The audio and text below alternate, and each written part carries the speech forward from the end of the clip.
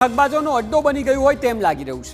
BZ ગ્રુપે 6000 crore રૂપિયાની છેતરપિંડી કરી હોવાનું સામે આવ્યા બાદ રાજ્યભરમાં ખળબળાટ મચ્યો અને જેમ જેમ તપાસ તેજ થઈ તેમ તેમ એકા ડબલની લાલચ આપીને લોકોને છેતરનારી ટોળકીઓનો પર્દાફાશ થતો રહ્યો। લોકો પણ સાવધાન થયા અને જેમણે પણ લાલચમાં આવીને પૈસા રોક્યા હતા તેમણે પણ પોતાના પૈસા સાચી જગ્યાએ રોકાયા છે કે નહીં તેની ઉઘરાણી ચાલુ કરી દીધી અને એટલે જ રાજ્યમાં ઢગલાબંધ આવી કંપનીઓ છે કે જે દરરોજ સામે આવી રહી છે।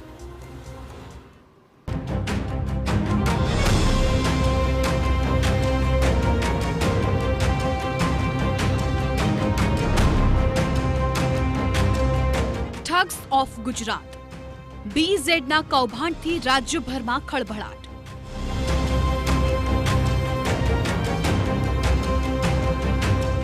સુરતમાં પણ લાખોનું ફેરવાયું ફૂલેકું। સુરેન્દ્રનગરમાં પ્રસિદ્ધ નિર્માણ ગ્રુપનું પાપ।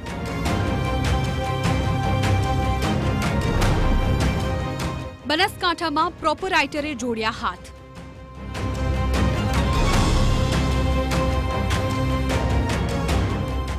ગુજરાત તો જાણે કે ઠગનારા લોકો માટેનું સ્વર્ગ હોય તેવું લાગી રહ્યું છે। લોકોની મહેનતની કમાણીને પચાવી પાડવા અનેક પ્રકારની લોભામણી જાહેરાતો અપાય અને પછી ટુકડે ટુકડે કરી ગુજરાન ચલાવનારાઓની મૂડી ચાઉ કરી જાય। બીઝેડ ગ્રુપનું કૌભાંડ બહાર આવ્યા બાદ રાજ્યમાં એકા ડબલ કરનારા બિલાડીની ટોપની જેમ ઉગી નીકળેલી કંપનીઓના પાપ પોકારવા માંડ્યા છે અને રોજે રોજ સામે આવી રહ્યા છે નવા જ કૌભાંડ। સુરતના ભેસ્તાનમાં ઉઠમણું। 96 લાખથી વધુનું કરાયું હતું ઉઘરાણું।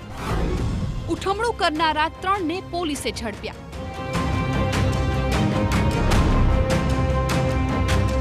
રાજ્યમાં ઠગબાજોનો રાફડો ફાટ્યો છે। પોલીસે પકડેલા આ 3 ઈસમો પણ ભૂપેન્દ્ર ઝાલાના રસ્તે હતા। તેમણે પણ અનેક લોકોને એકના દોઢ ગણા કરવાની લાલચ આપી હતી અને તેની લાલચમાં અનેક લોકો આવી પણ ગયા। આરોપીએ 16 લોકો પાસેથી પૈસા ઉઘરાવ્યા હતા અને 96.23 લાખનું કૌભાંડ આચર્યું હતું। રોકાણકારોને દોઢા રૂપિયા મેળવવાની અપેક્ષા હતી પરંતુ આ 3 રૂપિયા લઈને ફરાર થઈ ગયા। જે બાદ રોકાણકારોએ પોલીસ ફરિયાદ નોંધાવી હતી અને પોલીસે હવે ઠગબાજ મહિલા સહિત કુલ 3ને પકડી પાડ્યા છે। ગુજરાતની અંદર એક પછી એક છેતરપિંડીના જે કિસ્સાઓ સામે આવી રહ્યા છે અને ખાસ કરીને જે રીતે એક લોકોને લોભામણી સ્કીમો આપી અને ડબલ રૂપિયા કરવા અથવા તો દોઢ ગણા રૂપિયા કમાવાની લાલચ આપી અને લોકો પાસે જે રૂપિયા પડ્યા બાદ અને લોકો સાથે જે છેતરપિંડી જે કરવાની જે ઘટનાઓ છે સતત સામે આવી રહી છે ત્યારે આવો જ એક કિસ્સો છે તે સુરતના ભેસ્તાન વિસ્તારની અંદર સામે આવે છે।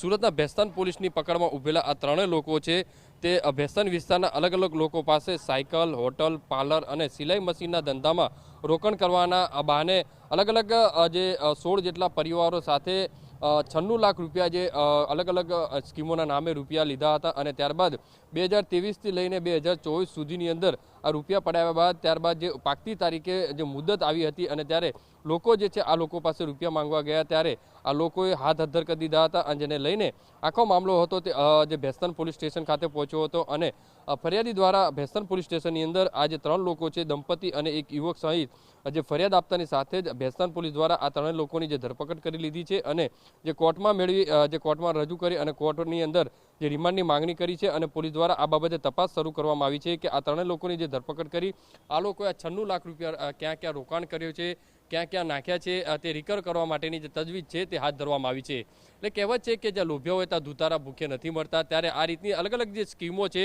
તેની અંદર લોકોએ ખાસ કરીને ચેતવણી રાખવી જરૂરી બનતી હોય છે। સુરેન્દ્રનગર અને પાલનપુરમાં બચતના નામે કૌભાંડ। પ્રસિદ્ધિ ગ્રુપે કરોડોનું ફેરવ્યું ફૂલેકું। જમીન મકાનોના નામે જમા પૂંજી પડાવી। પાલનપુરની પ્રસિદ્ધિ ગ્રુપ અને બીજું મૂળ સુરેન્દ્રનગર પરંતુ પાલનપુરમાં અનેક રોકાણકાર ધરાવતી કંપની સિદ્ધેશ્વરી એન્ટરપ્રાઇઝ આ બંનેના કૌભાંડ પણ બીઝેડ બાદ સામે આવ્યા હતા। દર મહિને 500 થી 1000ની બચત સ્કીમના નામે ઠગાઈ કરાતી અને અનેક લોકોની વર્ષોની બચત પચાવી પાડીને આરોપીઓ ફરાર થઈ ગયા હતા। ત્યારે હવે અહીં સીઆઈડી ક્રાઇમ બ્રાન્ચે છેતરપિંડીનો ભોગ બનનારા લોકો માટે નંબર જાહેર કર્યો અને ભોગ બનનારા લોકોને સીઆઈડી ક્રાઇમ બ્રાન્ચનો સંપર્ક કરવાની અપીલ કરી છે।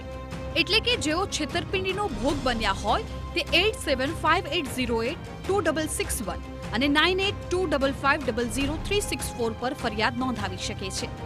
જેથી પોલીસને પણ વધુ પુરાવા હાથ લાગે અને કેટલા કરોડોનું કૌભાંડ આ બંને કંપનીઓ કરી ગઈ છે તેનો પણ અંદાજ મળે. ઉઠમણું કરનારનો સામે આવ્યો વિડીયો. 2 મહિના પહેલા લોકોને આપી હતી ખાતરી. કોઈના પૈસા નહીં ડૂબે તેવો કર્યો હતો દાવો. પાલનપુરમાં સિદ્ધેશ્વરી એન્ટરપ્રાઇઝનું ઉઠમણું થયું. આ કંપનીને નિરંજન શ્રીમાળી નામનો શખ્સ ચલાવતો હતો. પોતે એસટી વિભાગમાં નોકરી કરતો, પરંતુ 4 માસથી નોકરીએ ગયો જ નથી.